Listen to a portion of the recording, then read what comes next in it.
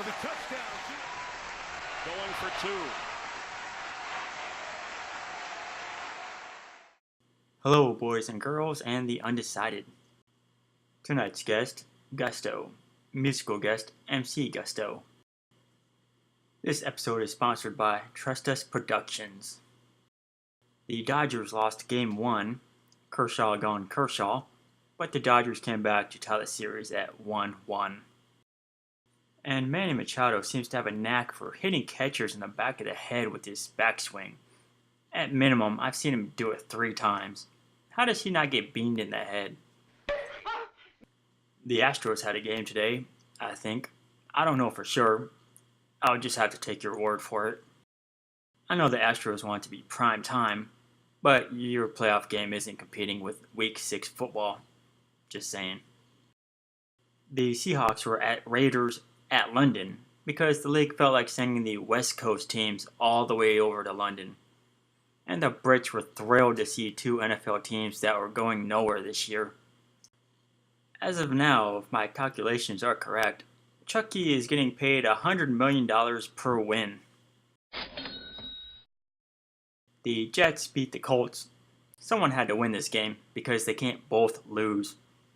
The Vikings beat the Cardinals, and I'm still not sipping on the purple drink.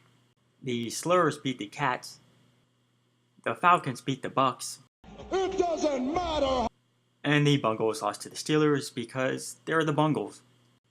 And once again, LA was handed a Chargers game that no one asked for. And as a bonus, it was against the Browns. Go! Earlier this week, the Browns coach actually said that he doesn't have time for the bandwagon fans. He said this out loud, on purpose. This is what you say after you win the Super Bowl, not after you win your 3rd game in 3 years. Be happy for every fan that you have. You should be helping them climb on top of your shitty wagon. The Texans beat those guys in Buffalo that call themselves a football team. Last week, Deshaun Watson took a beating and said it's okay because he's built to take those hits. We don't believe you. You need more people. No one is built to take that many hits, and you've been injured before. And the ferocious Bears defense gave up 31 points to Brock Osweiler. And afterwards, the Dolphins coach had a tantrum when asked about the status of his quarterback. I hate when coaches do that. Just answer the damn question. They're not asking you for your social security number.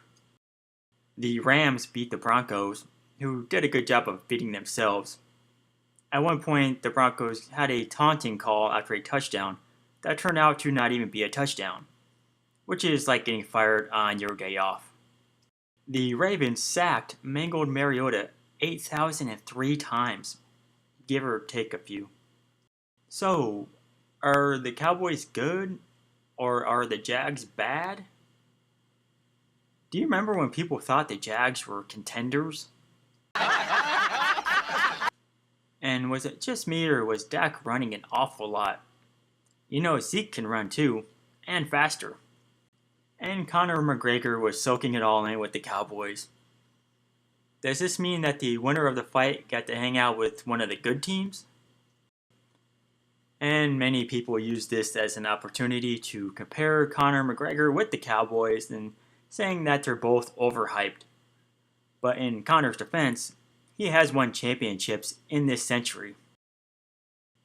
Patrick Mahomes had a rough start in New England, which surprised no one. But just when you thought it was a wrap, KC makes it a game, but it wasn't enough. Pats win. Welcome to the league. That's it, man. Game over, man. It's game over. That is the show. Gusto couldn't make it. He's now serving 8 years for drug trafficking. And MC Gusto couldn't make it because he got his ass whooped and he's in critical condition. I bid you farewell and good luck, morons. Bye.